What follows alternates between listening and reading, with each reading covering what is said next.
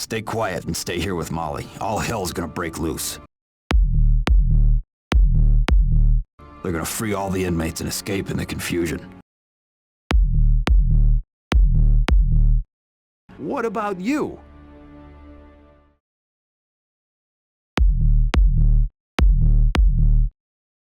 I'm gonna kill all the inmates and escape in the confusion.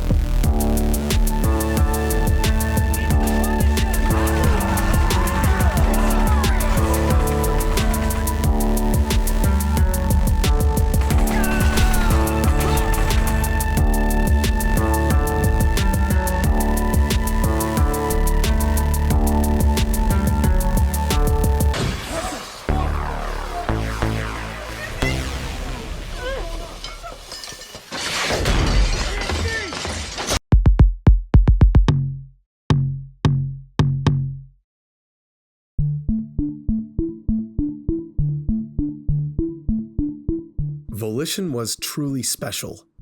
Initially founded as Parallax Software by Mike Koulas and Matt Toshlag, Volition became a name associated with quality and innovation in video games for many years.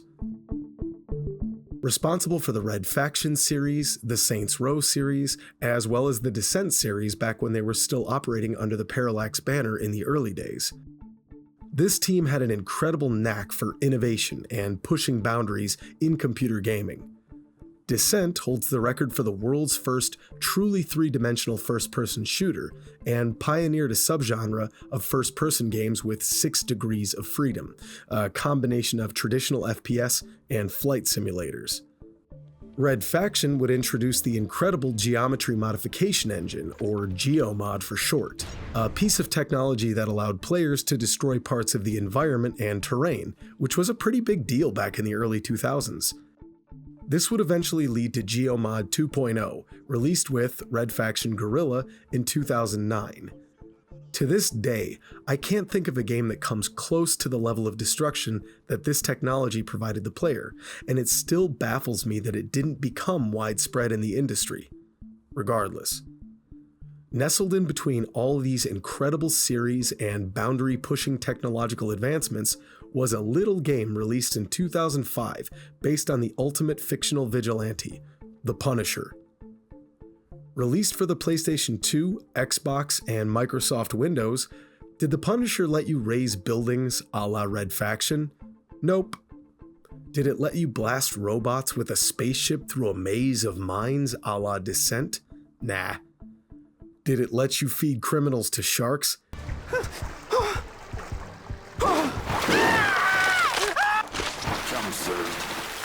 Ho, ho, ho, ho! Oh, hell yeah!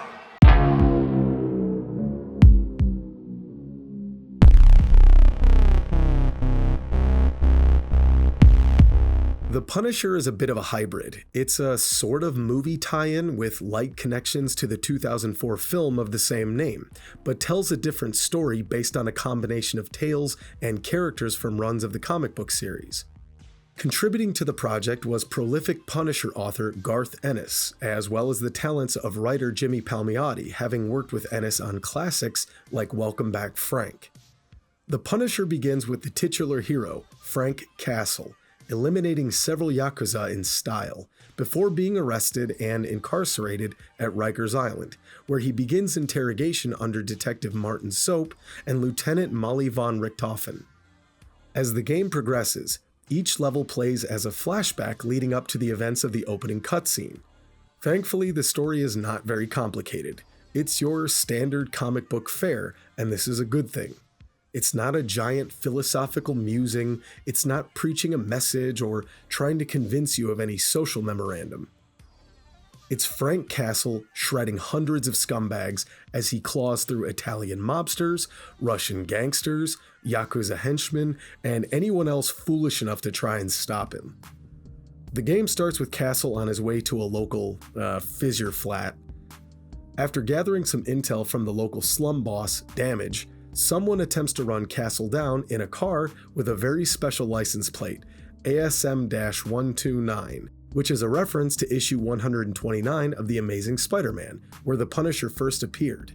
Pretty cool, and this game is packed with all kinds of nods and outright references. I mean, the name of the single-player campaign is Warzone, referencing a classic early to mid-90s Punisher run. Frank's Armory menu is another reference to, well, Armory, a series of comics that explained, in depth, each of his weapons.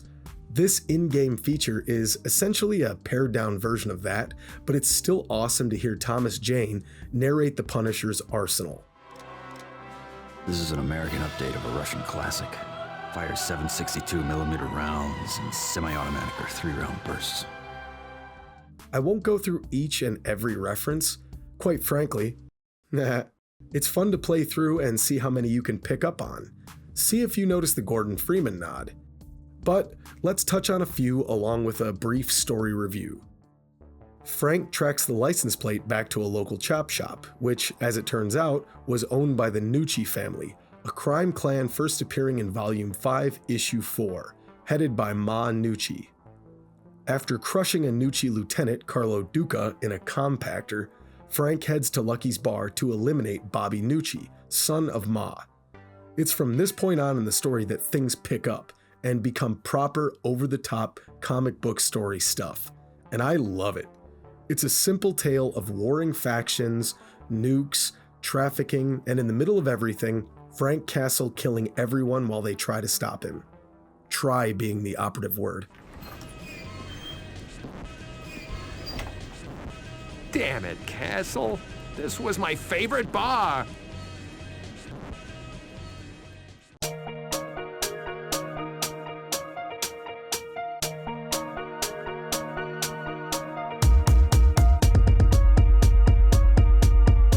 In addition to the many clever winks, Volition incorporated a bunch of cameos and guest appearances from various characters inside of the Punisher universe, as well as from the greater Marvel catalog.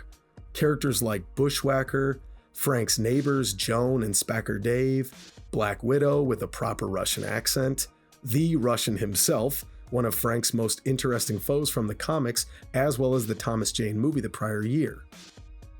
There's an appearance by Nick Fury in his original form, which was weird to see now that Samuel L. Jackson has been cashing that easy check for so long, but it was cool to see him. Wilson Fisk plays a role in the story, and I always love seeing the extremely tense dynamic between Castle and Fisk, something I thought was done well in Season 2 of Daredevil, by the way. Anyway, speaking of which, Matt Murdock makes a brief cameo as he attempts to bring himself on as Castle's defense attorney before being quickly dismissed. There are some other cameos and plenty of other references made, but all in all, the only big change to the standard Punisher lore is the inclusion of the villain Jigsaw with the mantle taken by the character John Saint, not Billy Russo as he always has been in the comics. Howard Saint, portrayed by John Travolta in the 2004 film, was responsible for having Castle's family wiped out, and his son, John, was one of the hired guns. In the movie, Frank teaches John Saint the value of isometric exercise and presumably blows him up with plastic explosives. To create a connection between the game and the movie, Volition retconned the film's ending so that John Saint survived with a chewed-up face, thus becoming Jigsaw. He sought to infiltrate the Eternal Sun, a Japanese Yakuza gang, rise through the ranks, and eventually take over via dissension.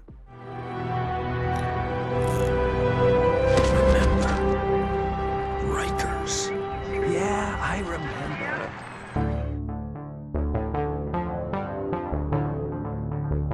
Throughout the game, it's shown that Detective Soap was aiding the Punisher in his quest, and in the end, it's revealed that Castle was deliberately captured and sent to Rikers Island, as this is the same prison where Jigsaw is held captive.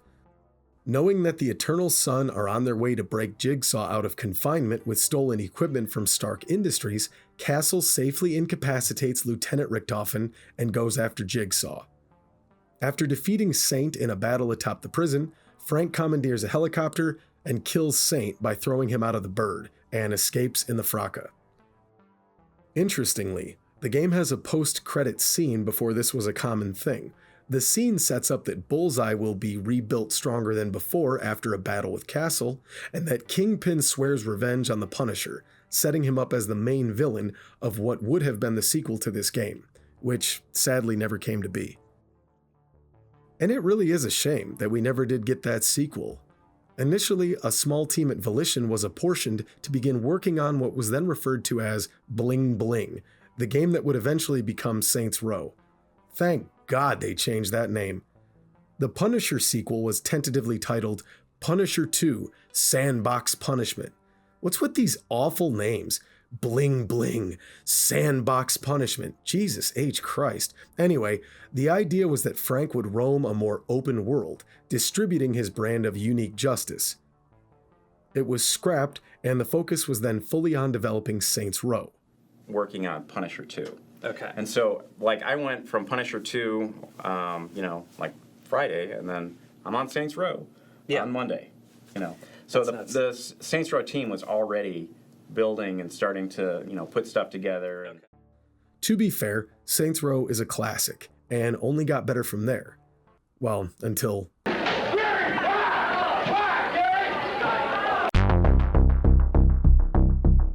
Concept art found on artist Todd S. Marshall's website shows off the early ideas that Volition had been batting around for the next game.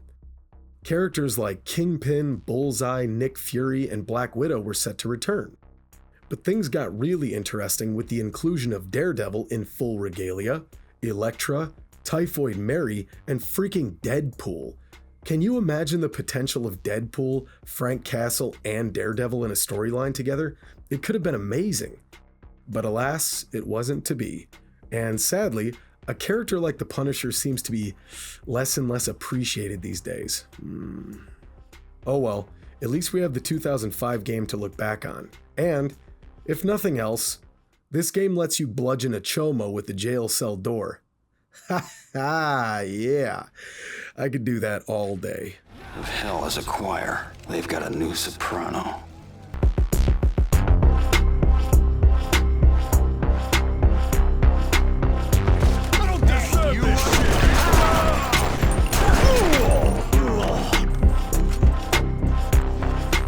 Alright, so the story is simple stuff, which is great, but certainly not the main attraction.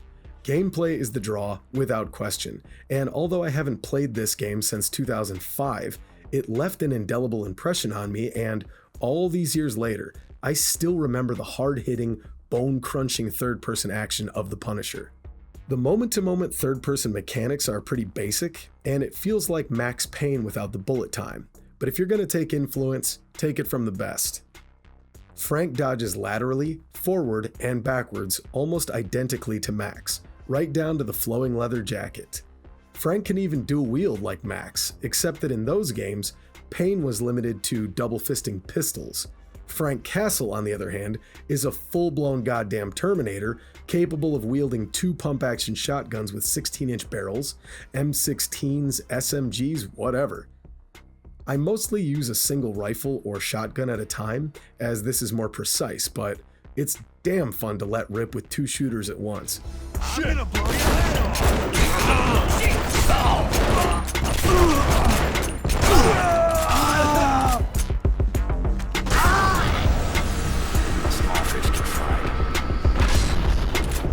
With the click of a button, Castle can fine aim, which lets you sight your weapon for greater accuracy.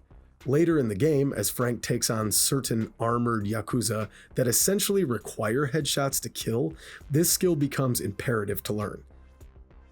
Fine aim feels a little floaty and unwieldy at first, but when I got the feel for it, I was landing some slick headshots and disarming thugs with finesse and grace. Speaking of which, disarming an enemy in the middle of battle is always satisfying. Additionally, There are several points where Frank can free hostages by precision aiming right at the captor's big dumb face. This is straight up Delta Force type shit, and it rules. And Frank's got the arsenal.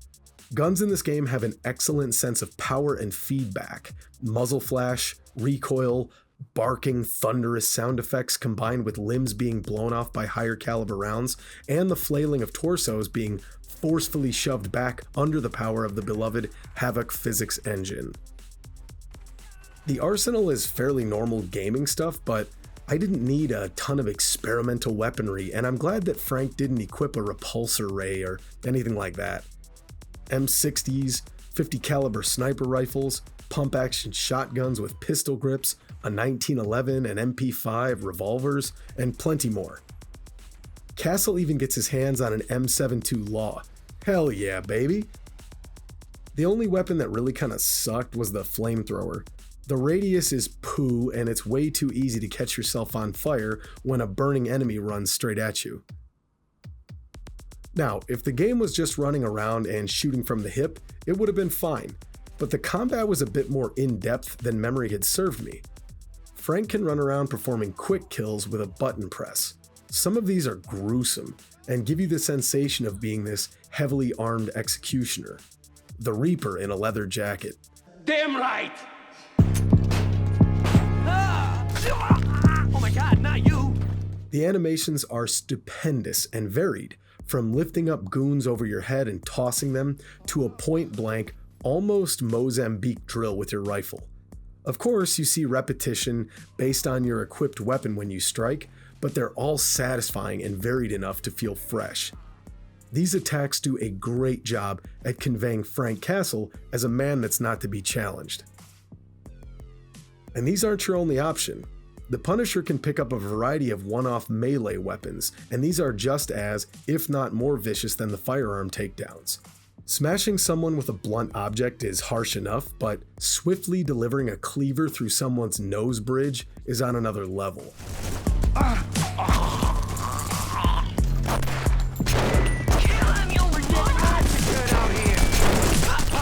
Castle has a few throwables too. Grenades are the usual M67 fragmentation, though they explode like C4 in this game, which they should. It's a game. It's chunky and satisfying to let them rip into crowds of creeps.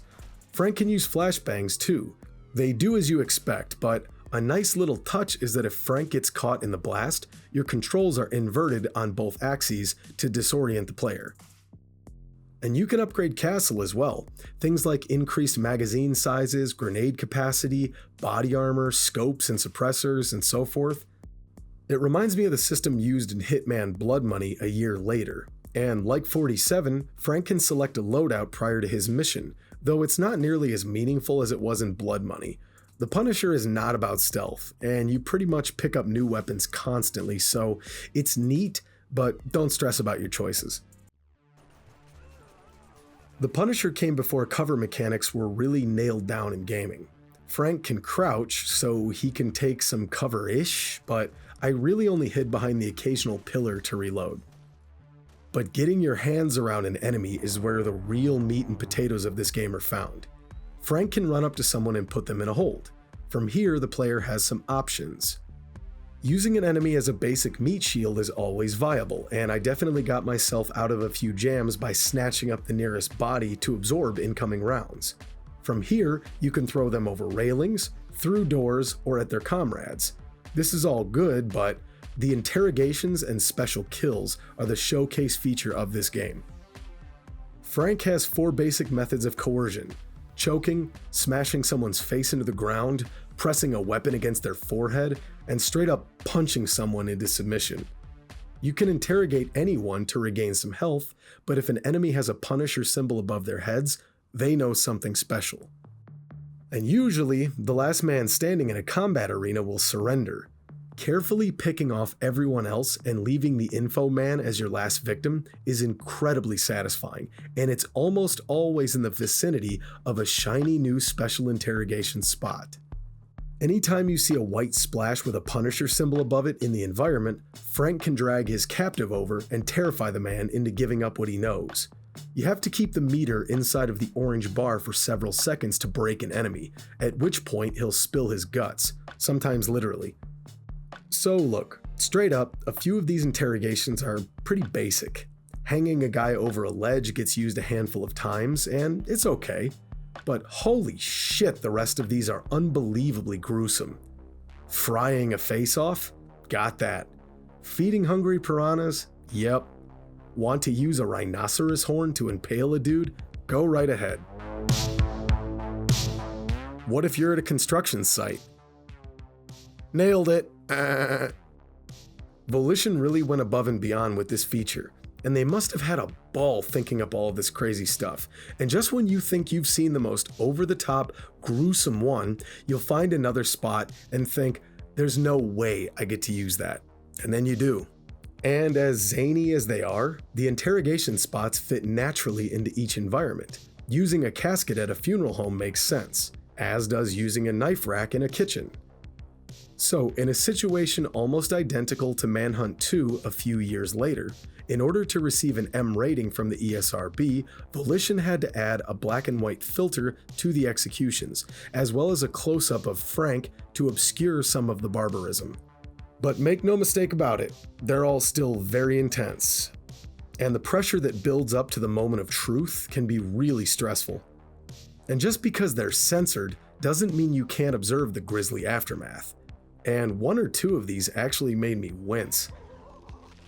You do have to be careful sometimes. If you push too hard, well, oops. Try again.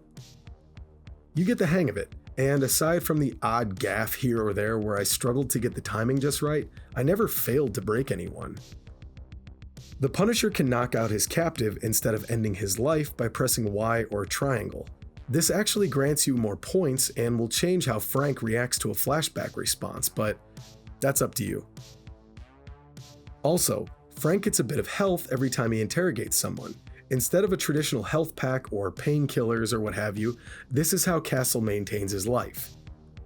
I appreciate that Volition tried something special in this regard, but I have to say that it definitely got kind of tedious near the end of the game, trying to grab up a bad guy to do a quick interrogation, just to top off my HP. And the reason this became such a habit is, at a few points in the game, I went into a boss fight later in a level with less than half health, and you don't get it replenished if you fail your checkpoint, which made these sections of my playthrough very frustrating. The game overall is actually pretty easy, but going into a few fights at a disadvantage definitely sucked. So for the last few chapters, I made sure I kept that health bar up. But as a result, stopping every so often to choke a guy out really did kill the flow of the game. Another neat twist on the interrogation formula is that every so often a special enemy won't just give up key codes or bits of story. Sometimes you're given the option to spare your captive in exchange for services. A guard may open a gate for Castle, or call off his buddies from ambushing you in the next room. But sometimes you'll get a special event, like a hostage exchange. Here, I'm giving back a Yakuza member in return for a few agents of S.H.I.E.L.D. Now, I should mention that it's not that deep, and the bad guys almost always drop the act and attack you, and Frank just ends up killing everyone.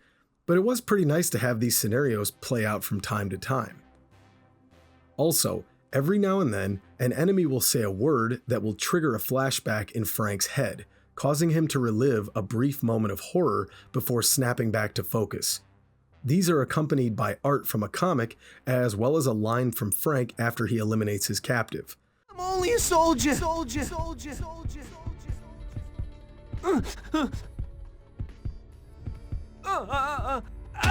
no excuse. It's a nice touch, and as I said, if you knock a guy out instead, Frank's response will change. In other situations, information drawn out of enemies can be helpful tips for upcoming boss battles, such as finding out that Bushwhacker wears sunglasses due to extreme sensitivity to light. Without these glasses, flashbangs come in handy. On top of these special scenarios, there will also be times in certain levels where you can play out a situation with other characters based on an interrogation you've performed. For example, at the Nucci estate, I found a guy being held prisoner in a cage, Petey. Naturally, my instinct was to free this innocent man from his cell. But upon interrogating a special thug upstairs, he'll tell you that the guy in the cage sold heroin to Ma Nucci's granddaughter, and uh-oh, it's time to go have a chat with little Petey. Did you get the key? Yeah, Thanks, man. not so fast. Heard you sell drugs. Oh, shit, no. Please! Ah! Huh? Ah! Who's there? And you can bypass this entirely, and I must have on my first playthrough back in the day because I was surprised by the depth of this little predicament. Stupendous work by Volition. In addition to the excellent interrogation feature, Frank can perform special quick kills in the environment. Denoted by a gold splash and Punisher symbol, just walk your prisoner over and hit the prompt. These are always quick and savage. My personal favorite is tossing a Goomba and a grenade into a casket before slamming the lid shut. But you can do crazier shit, like sacrificing a dude at a museum altar while the exhibit is narrating how these rituals used to be carried out, all the while watching the guy's blood follow the concrete trough at the altar, which was equal parts disturbing, clever, and funny in a pitch black way. Or you can crush a guy with Kingpin's bench press stack. You can't bench press your way out of this one.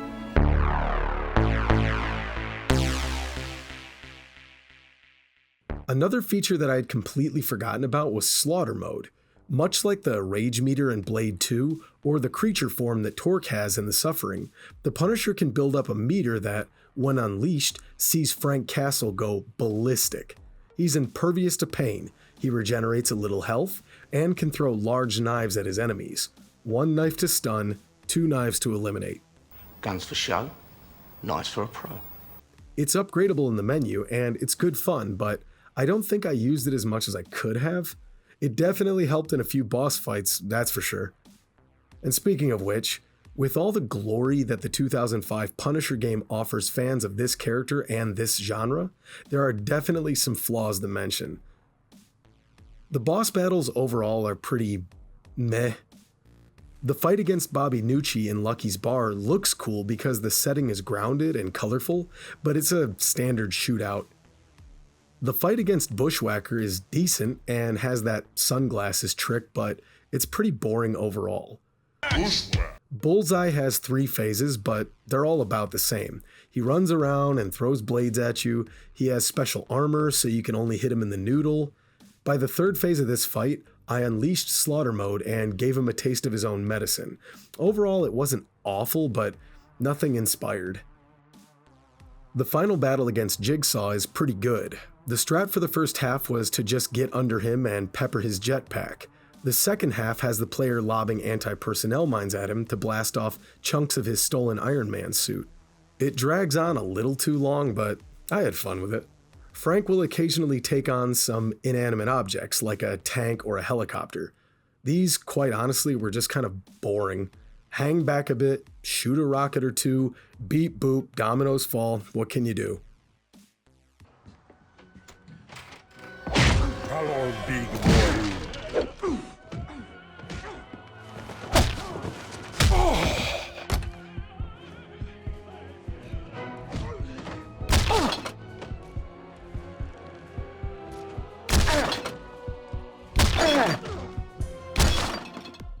Straight from Welcome Back Frank, as well as the 2004 film, Castle battles the Russian inside of his apartment, and it's wonderful.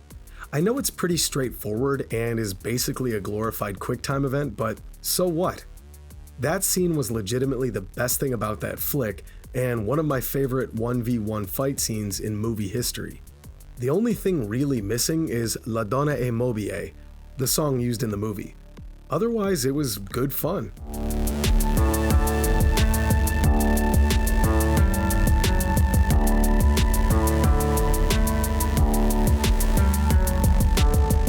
What was not fun at all is the second fight against the Russian. This is one of the worst boss fights ever, and it almost caused me to rage quit a few times. This is one of those areas I had mentioned where I showed up at half health, and boy oh boy did I live to regret that. The big man goes around on a catwalk, picking up barrels, lighting them aflame, and throwing them at you. Shoot them when they're in his hands. And then when he comes down to chase you around while on fire, he has to run by a brown barrel, light it up, and the resulting explosion damages him. All the while, average bad guys run around taking pot shots at you. In concept, the fight is simple, but in execution, it's atrocious. Right here, you can see that the guy has no visible health on his bar, right? And, oh, I guess I died. Now I have to start all the way back here since there was no mid-fight checkpoint. This happened to me 2 or 3 times, and by the end of this battle, I was happy to never see it again.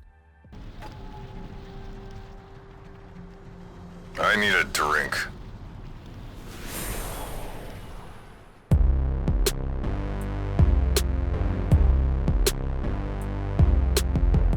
But, aside from a few so-so boss fights and one really bad one, the gameplay in The Punisher had me smiling from ear to ear nearly the entire way through.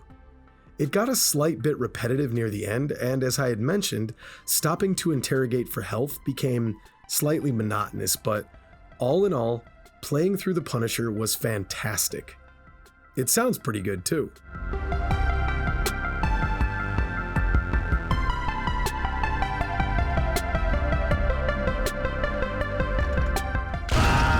Sucks to be them.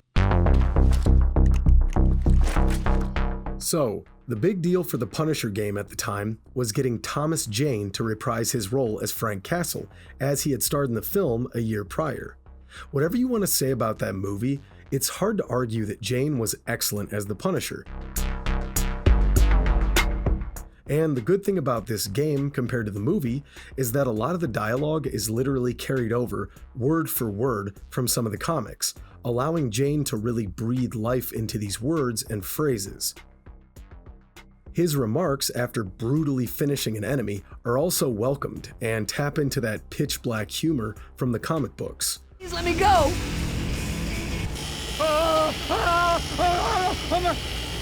Good worker. Kept his nose to the grindstone. This was also before every single movie in existence abused the constant, snappy Marvel quipping over the last 12 years. The rest of the performances are fine, and there are a few heavy hitters in the cast that went on to be staples of gaming and animation voiceover in the future, like Steve Blum, Robin Atkin Downes, Nika Futterman, and Nolan North. During gunfights, you'll hear an enemy mourn his deceased buddy, or even apologize if he had to shoot him as the Punisher's meat shield. And on that note, usually the Italian mobsters will be calloused, or indifferent to their friendly fire, while the Japanese Yakuza will be more apologetic, adding a little bit more character to each faction. Some of the music is orchestral, reminiscent of the score from the 2004 movie, but nothing really stands out. It's serviceable and backs up the gameplay well enough. There's also some butt rock in the end credits, but nothing as corny as Seether and Amy Lee teaming up. Yeah, I'm broken, yeah.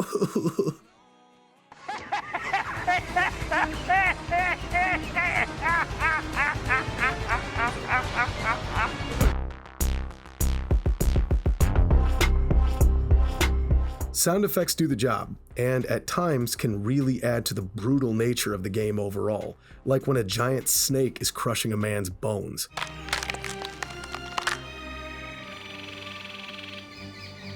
Or when you're letting a weapon rip. The weapon effects are solid. The 45 has a satisfying pop, the shotgun has a nice, heavy, low-end boom, and the crunch of 7.62 removing parts of your enemy is appropriately grisly. And though the executions are mostly censored, the Foley work does a great job at filling in the gaps for you.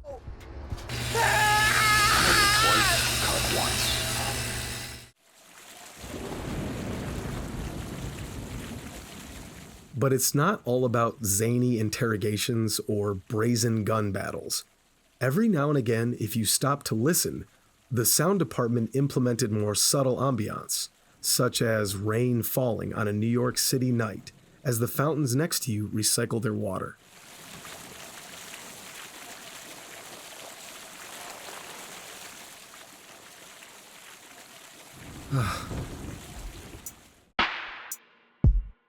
It's a PS2 Xbox game from 2005, so keep your expectations in check.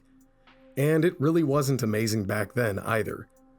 The visuals are redolent of the Geomod engine used in Red Faction 2, released a few years prior, also developed by Volition, but without the environmental destructivity, unfortunately. But it's not all bad. The model for the Punisher is perfect, really. The face is a wonderful amalgamation of a few of his comic book iterations. The body is heavily muscled, but not to the degree where it becomes ridiculous, and the leather jacket Frank wears throughout a large portion of the game is wonderfully animated. Not every character model looks as good as Castle, and some of them are downright awful.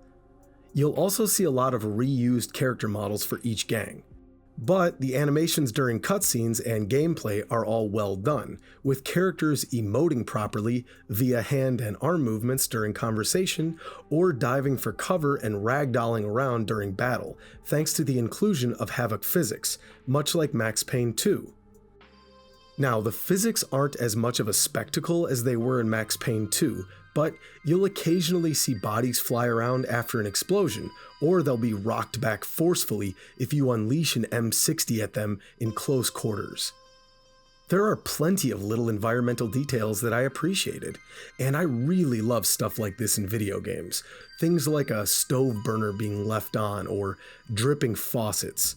Simple, but this adds a bit of life to the world you play in. And I really adore the simple but beautiful touches, like the flash of lightning in a stormy night sky, or seeing a plane drifting by miles away from the Punisher's war on crime in the streets below. I also enjoyed the little touches, like the subtitles being framed like a comic book text box. It goes a long way in setting the overall tone of this title, as if to say, hey, despite the violence, this is still fiction, so don't take it too seriously. Some of the environments like Pier 74 are pretty drab and muddy and kind of boring, which stinks because this level in particular is just outright reused later in the game. But then you'll play a level like Stark Towers and get big, beautiful splashes of color everywhere, and it's lovely. This mix of dreary harbors, drug dens, and the glamour of something like Stark Towers or the nightclub dance floor in the Takagi building really help to mix things up and keep things interesting visually. As does the flashing of lights during a trip on Old Sparky.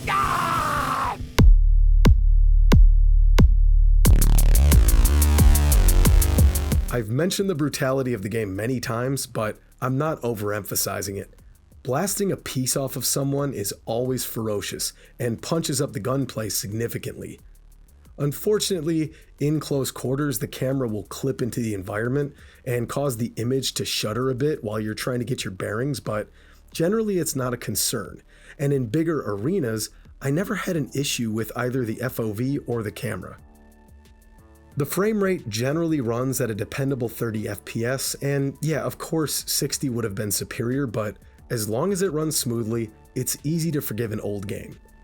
There were some times when the frame rate would drop and some slowdown would occur if enough enemies and or effects were happening on screen at once, but this was infrequent enough and not so terrible that it caused the game to become unplayable when it happened.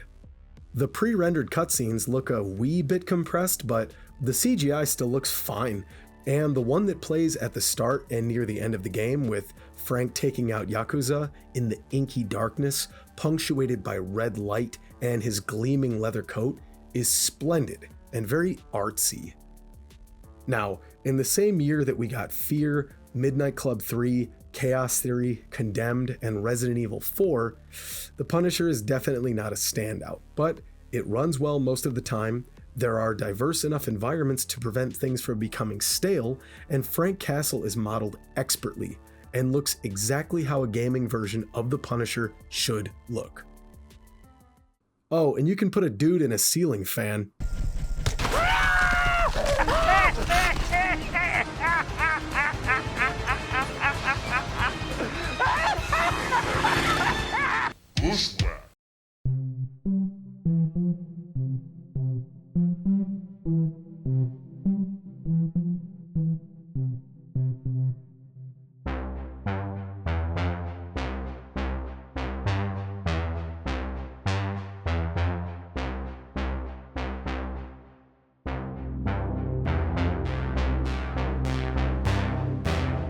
As I said at the start of this video, Volition Studios was truly something special and represents a golden era where innovation and creative thinking were at the forefront of game development.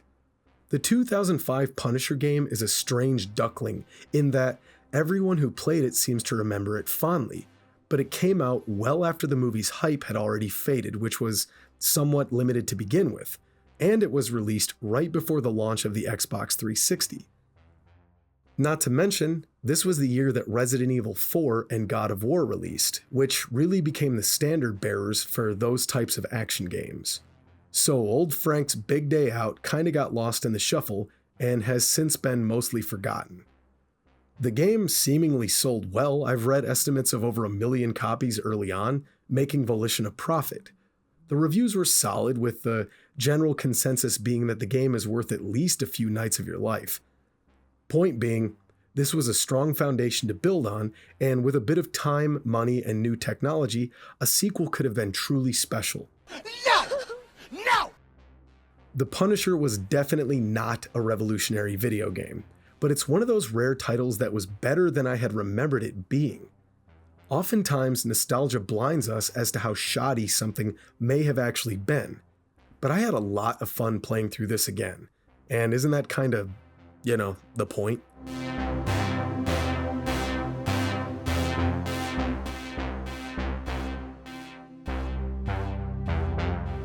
Sadly, these days, instead of pushing creative boundaries, companies like Volition were closed down after falling prey to the cold vicissitudes of a verbal agreement of over $2 billion from a Saudi investment group, you fucking dummies! I had the group liquidated, you little shit. They were insolent.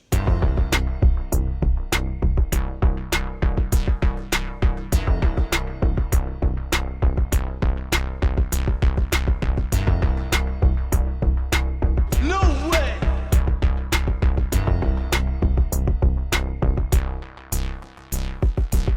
Yes way.